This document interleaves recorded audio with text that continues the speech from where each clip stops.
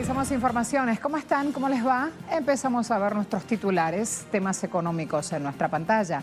Pymes de Estados Unidos sienten el impacto de la guerra de aranceles emprendida por Trump contra varios países. Rublo cae por sanciones de Estados Unidos.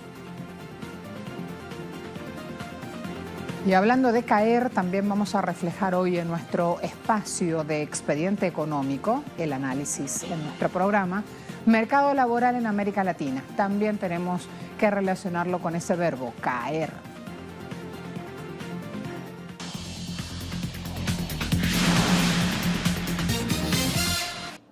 En Argentina, nuevos datos del INDEC confirman una fuerte caída de la industria. La utilización de la capacidad instalada retrocedió en junio al 61,8%, 3,3 puntos por debajo de mayo y 5,3 puntos menos que el mismo periodo del año pasado. Los sectores más afectados en la comparación interanual son refinación de petróleo, que se derrumbó 17,7 puntos, caucho y plástico, que cayó 11 puntos, y productos textiles, que retrocedió 10,8 puntos. Entre los motivos, INDEC revela que esta baja en cuanto a la refinación de petróleo es consecuencia de una fuerte devaluación del peso que dejó el precio de los combustibles por debajo de la paridad de importación y le puso freno a la importación de crudo para refinación. Mientras que la menor producción de neumáticos se vincula con la parada de plantas por conflictos gremiales, crisis que se extiende al sector del plástico, el textil, el industrial, que registra una merma de la demanda asociado al retroceso que vive la economía local.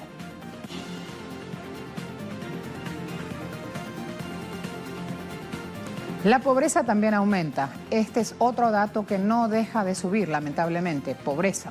Según datos del Observatorio de la Deuda Social de la Universidad Católica Argentina, la devaluación del peso en abril y junio originó que 3 de cada 10 personas resultaran pobres en Argentina. En concreto, el nivel de pobreza se ubica tercer trimestre del año cerca del 32%, representa un aumento de entre 2 puntos con respecto al trimestre anterior. Para los analistas, el momento es sumamente crítico, dado el momento actual de contracción económica, pérdida de empleos y poder adquisitivo, pese a la retórica del gobierno del presidente Macri, que promete salir de la tormenta.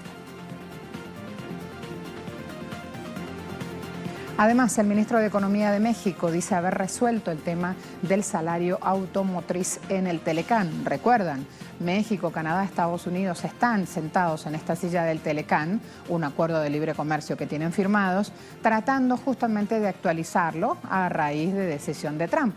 En declaraciones a medios locales, ahora el ministro de México, Ildefonso Guajardo, confirmó que su país y Estados Unidos pactaron reconocer la coexistencia de los estándares de Estados Unidos y la Unión Europea en producción de vehículos automotores para tener derechos a las ventajas de aranceles del Telecán.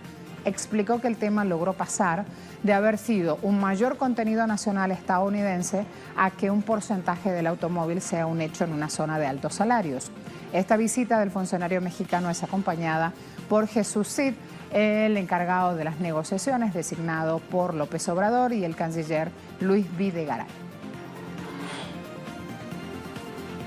Además, vamos a ver cómo en Puerto Rico, a poco tiempo de cumplirse un año del paso de los huracanes Irma y María, aún mantienen a más de la mitad de la isla sin electricidad y con el comercio y el turismo parado. Ahora se agrega otro drama, otra cuestión. Las tijeras de los recortes llegan al sector de la policía, pese al aumento de la criminalidad. La Junta de Supervisión Fiscal anunció el recorte de $37 millones al presupuesto de la Policía de Puerto Rico, lo que en palabras del ministro de Seguridad Pública pondría al organismo prácticamente inoperable si se impone esta reducción de presupuesto, que equivale al salario de 1.300 agentes, justo cuando el Cuerpo Armado necesita aumentar su fuerza en 2.000 agentes. Recientemente, 1 millar de policías se acogió a retiro temprano o han renunciado para irse a Estados Unidos debido a la inestabilidad fiscal y al rezago económico que vive Puerto Rico. Momento de ir a la primera pausa. A la vuelta vamos a ver sanciones contra Rusia. También este panorama lo vamos a reflejar.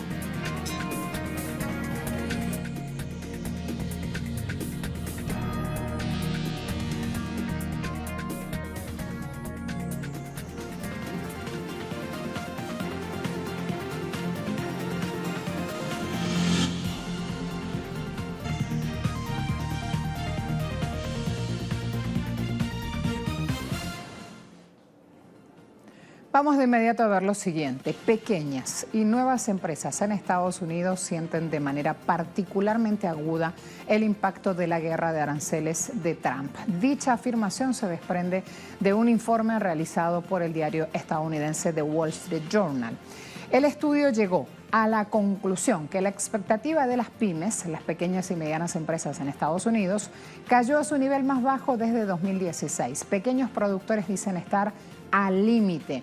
Incluso algunas empresas se han visto obligadas a parar producción y recortar plazas de trabajo, o sea, despedir gente.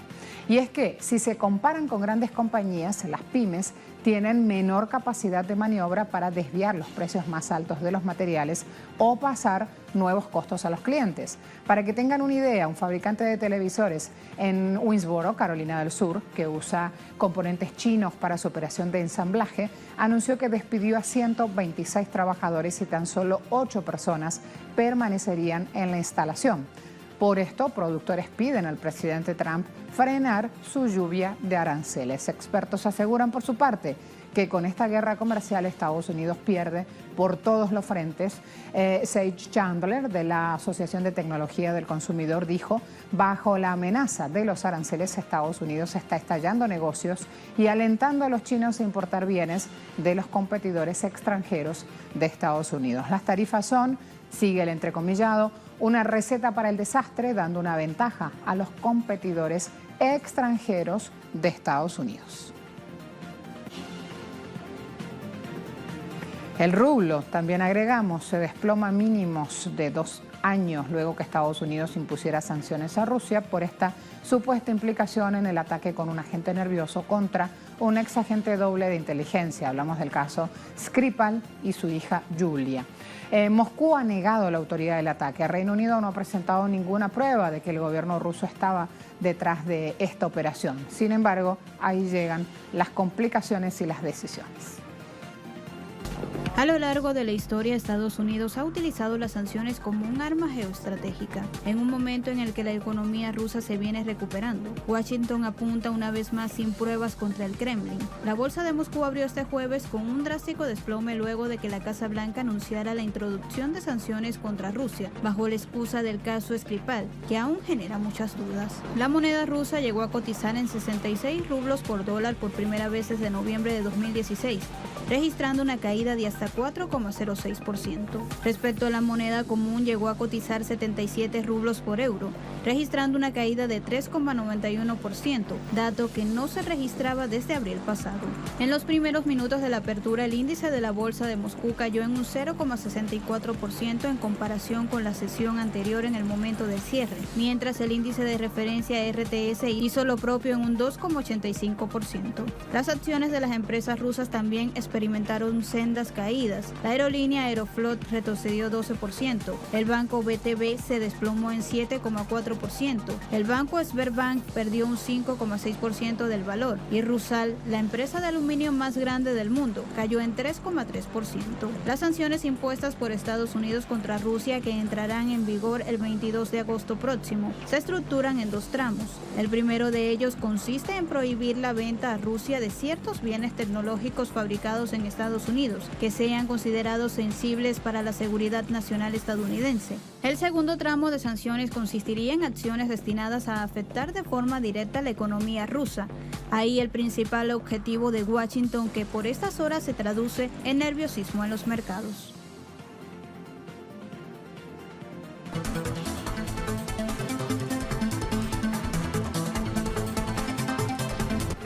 Afectará aproximadamente 250 vuelos que operan desde y hacia Alemania, pero muchos pasajeros aún podrán volar con nosotros en aviones que estén comenzando y terminando sus viajes en otros países.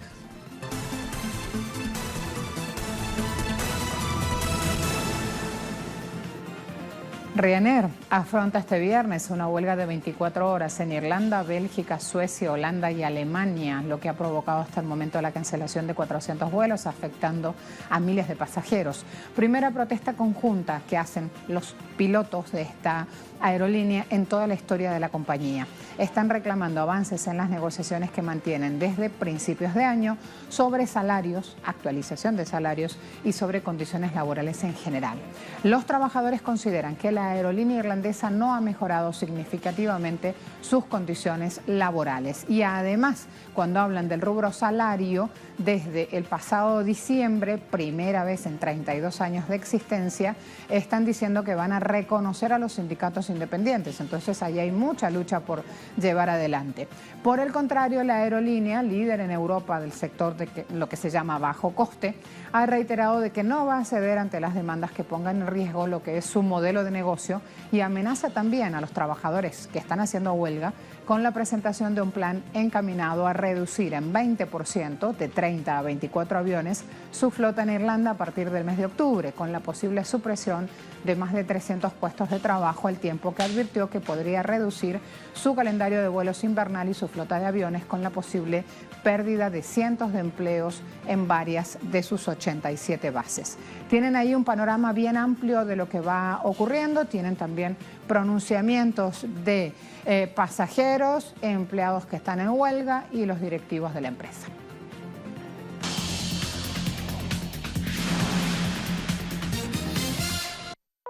Crece la burbuja económica en el mercado de los porteros del deporte rey. Los cancerberos del fútbol son cotizados, pero para este año ha crecido la burbuja económica a través de los jugadores. Alisson con 72,5 millones de euros por el Liverpool y Kepa Arrizabalaga, quien se convirtió así en el portero más caro de la historia del fútbol al ser cedido desde el equipo Athletic Club de Bilbao de España al Chelsea de Inglaterra, en un acuerdo en el cual el equipo inglés tuvo que pagar unos 80 millones de euros.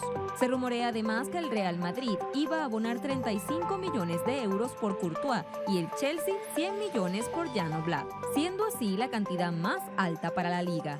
Cronológicamente, en el año 2014 se experimentó un caso similar con los porteros Ter Stegen del Barcelona con 12 millones, Keylor Navas del Real Madrid con 10 millones y Oblak con el Atlético de Madrid con 16 millones, ascendiendo drásticamente su valor a 60, 18 y 70 millones de euros, según el portal especializado Transfermarkt. Con ese impacto económico dio origen a la burbuja económica hasta la actualidad.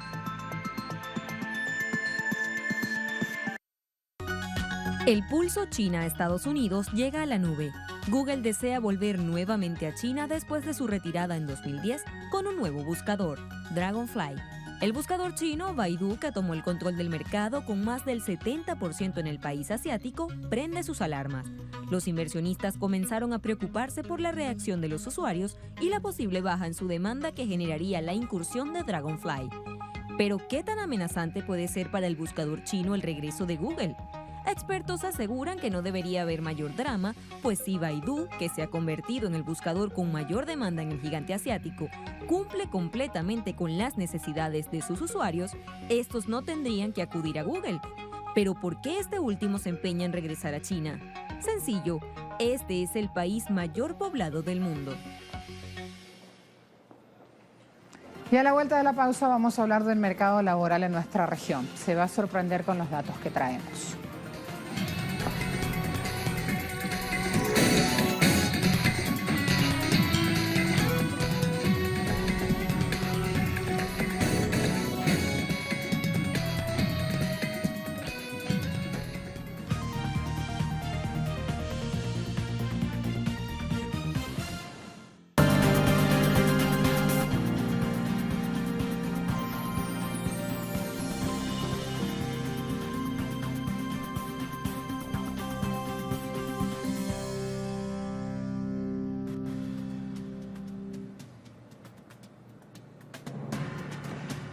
El empleo no registrado o informal es un eco que resuena en todo el mundo. América Latina no es la excepción. En nuestra región no es un secreto que, para bien o para mal, los canales informales de producción y comercialización se han abierto con fuertes subas en lo que es ingresos. La informalidad se ha convertido en una especie de amortiguador de la pobreza. Ese es el punto. Según datos de la Organización Internacional del Trabajo, la mitad de los trabajadores latinoamericanos no tiene un empleo formal. Y esto no solo comprende a aquellos que trabajan por su cuenta, sino que también es algo que sucede en las pequeñas, medianas y grandes empresas. Alrededor de 130 millones de latinoamericanos integran de algún modo un sistema laboral que los deja desprotegidos de convenios colectivos, sistemas de protección jurídica y otros seguros con los que cuenta generalmente el empleado formal. La cifra ubica a la región por encima de África subsahariana. Según datos del FORLAC, el programa de la OIT para formalización de la informalidad, del total de trabajadores informales en la región, el 41% son autónomos, el 28% forma parte de pequeñas empresas de menos de 10 empleados, el 10% son asistentes, el 9% trabaja en grandes y medianas empresas donde hay más de 10 personas, el 5% pertenece a un sistema familiar y el 4% está contratado en forma irregular por el mismo Estado. Más en detalle, el 83% de los cuentapropistas, el 78% de los domésticos, el 35% del sector privado y el 59% de los que forman parte de microempresas son trabajadores informales en Latinoamérica. Si se miran los datos por sectores, se tiene que la construcción, con un 71% de informalidad, está al tope. Le siguen los comercios, restaurantes y hoteles con el 56%, la explotación de minas con el 50% y la industria manufacturera con casi un 40%. Y si se mira el desglose por países, Guatemala y Honduras están al tope con más del 70% de sus trabajadores en informalidad. Le siguen Perú y Paraguay con más de 60%, México y Colombia con 53% y 54% respectivamente, Ecuador con 49%, Panamá con 41% y Brasil con 36%. Con números en mano, la CEPAL ha sido reincidente en advertir que además de la falta de generación de empleo, en varios países de la región se ha producido un deterioro de la calidad laboral por condiciones precarias y aumentos salariales más bajos. Afirma que el bajo crecimiento económico de América Latina prácticamente no ha permitido la generación de empleo asalariado, que es el generado por empresas privadas y el sector público y que se caracteriza por una remuneración fija, formalidad y estabilidad. Por el contrario, el que sí ha crecido es el trabajo por cuenta propia, como la venta ambulante, de menor calidad y que surge en parte debido a la insuficiente generación del empleo formal. La CEPAL precisa que en 6 de 8 países con información disponible, la creación de empleo por cuenta propia fue más dinámica que la creación de empleo asalariado durante el primer semestre de 2017. Si bien el empleo total creció un 1,4%, el empleo por cuenta propia creció un 2,2%, mientras que el trabajo asalariado lo hizo apenas un 0,8%. Para los jóvenes, que generalmente enfrentan problemas en la búsqueda de un equilibrio entre empleo productivo y trabajo decente, el panorama tampoco es muy alentador. Según la Organización para la Cooperación y el Desarrollo Económico, un 40% de los jóvenes latinoamericanos no forma parte del sector formal de la economía, y esta cifra se incrementa hasta el 60% en el caso de las mujeres jóvenes, quienes al empezar su vida laboral de forma irregular ven luego serias dificultades para incorporarse al mercado legal. Ese contexto de desempleo e informalidad parece ser bienvenido y está promovido por el sector de los empresarios. Tenemos que decir ahí, al respecto, Guillermo Oglietti del CELAC nos dice lo siguiente, una buena frase para ir sumando. Esto se debe a que, mientras mayor es la tasa de desempleo, menores resultan las pretensiones salariales, porque justamente el desempleo exacerba la competencia entre los trabajadores por esas insuficientes fuentes de empleo, lo que también decanta en una menor conflictividad sindical. Dice además que una de las fuentes más importantes de la desigualdad y la pobreza que caracterizan a nuestra región se explica precisamente por la enorme cantidad de trabajadores en la informalidad que, al igual que los desempleados, están esperando una oportunidad para ingresar al sector formal de la economía que brinda mayores beneficios y seguridad. Oglietti agrega que instituciones como el Banco Mundial y el Fondo Monetario Internacional, en numerosas publicaciones sobre la región, han afirmado que la solución al problema de la informalidad pasa por la productividad. Al respecto, considera que cualquier mejora de ese indicador, productividad, no mejorará ni la informalidad ni la desigualdad. Hay puntos claves. ¿Por qué lo dice? Porque simplemente los beneficios de las mejoras de productividad se concentrarán en manos del capital debido a que la competencia de los trabajadores desempleados y en situación de informalidad laboral garantiza salarios bajos. Atacar la informalidad es lo que permitirá mejorar directamente salarios y distribución primaria del ingreso. Ahí van teniendo entonces, después de esta revisión, vale hacer la reflexión. ¿Por qué los gobiernos se centran en este indicador del desempleo cuando la población desempleada de nuestra región es apenas una fracción de la población con trabajos informales? La disminución de la desocupación muchas veces parece un espejismo. Lo que podría ser una buena noticia, por lo general se traduce en un continuo deterioro del mercado laboral regional, en precariedad, en bajos salarios, en altos niveles de informalidad.